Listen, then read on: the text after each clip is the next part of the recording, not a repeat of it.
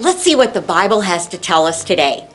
In 1 Kings, we read about Queen Jezebel, who was really angry with Elijah because he made her look foolish by not bowing down to her idols. She was so angry with Elijah that it says that Queen Jezebel promised to have him killed before the next day was over. He was scared, really scared, and so he started running, and he ran south, and he ran, and he ran, and he ran. Can you say that with me, kids? He ran, and he ran, and he ran. He ran all the way to a wilderness, and he was tired, and he sat down underneath a broom tree.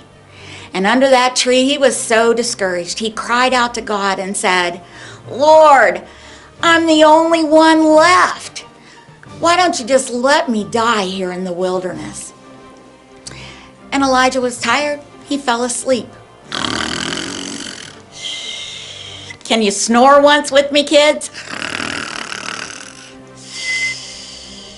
Well, suddenly, an angel woke him up and said, "Elijah, get up and eat." And when he looked on the ground next to him, there was bread and there was a jar of water. And so he ate and he fell asleep again. Snore one more time, kids. Well, the angel woke him up again and said, "Elijah, get up and eat. You've got a long journey ahead of you." And so Elijah ate and he ate. And the Bible tells us that he ate so much that he didn't have to eat again for 40 days.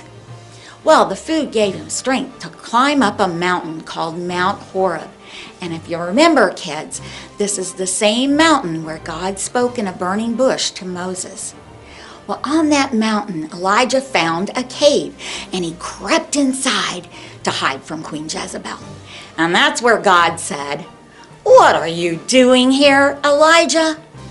And Elijah whined, and he said, and can you say it with me, kids? "I'm the only one left, and now they want to kill me." He said, "What?" "I'm the only one left, and now they want to kill me." Well, God said, "Elijah, come out of that cave and stand on the side of the mountain." And when he did, there was a ferocious wind that blew, crumbling the rocks of the mountain. Can you blow like a wind, a ferocious wind, kids? But Elijah knew that God was not speaking in the wind. And then the earth began to shake. It was a tremendous earthquake. Can you shake like an earthquake, kids? But Elijah knew that was not God speaking in the earthquake. Then a fire broke out, and many of the trees on the mountain burned. But Elijah knew that was not God speaking in the earthquake. And after the fire had died down and the earth stopped shaking and the winds were no longer blowing, there was quiet. And in that quiet, Elijah heard the still, small voice of God. And God said, "Elijah, what are you doing here?